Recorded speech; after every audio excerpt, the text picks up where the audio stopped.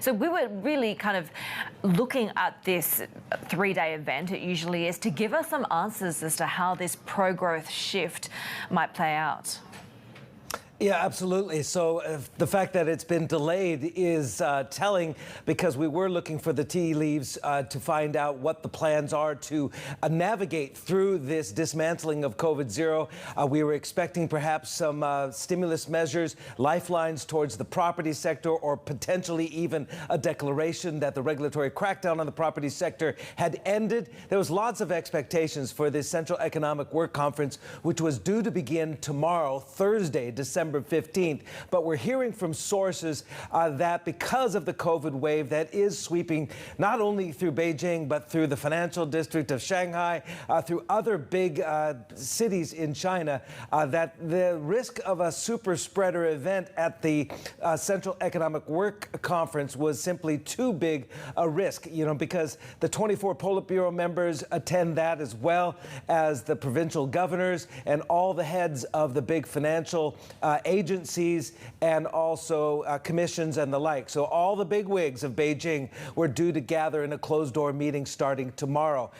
We have not heard officially that it has been delayed, but because of the numbers of COVID cases spiking in the capital, we are hearing from a number of sources that it has been postponed. We don't know until when. Stephen, how is Shanghai and China's overall financial sector doing with this COVID spike?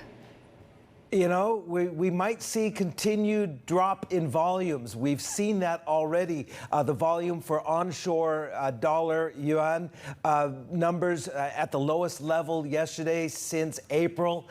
A lot of people are calling in sick. A lot of people have that scratchy voice like I have right now, or worse. They fear that they have COVID, and fever clinics across a number of cities. In fact, in one city alone, fever clinics saw a 16-time increase in the number of patients on Sunday. And the number of traders who are calling in sick in Shanghai, in the financial companies in Beijing, is spiking. Half of the FX traders at one of the banks in Beijing were off sick as of Tuesday. And basically, they don't have a lot of recourse, the employees. They're being told if they have a high fever, do not come to work. But we're also hearing hospitals are saying, don't come to the ER rooms, don't come to the hospital unless you are severely ill.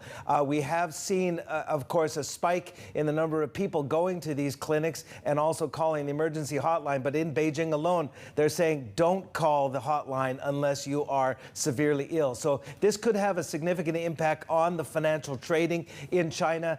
Shanghai alone has about 1,700 official financial institutions employing about 500,000 people. I'll just leave it at that.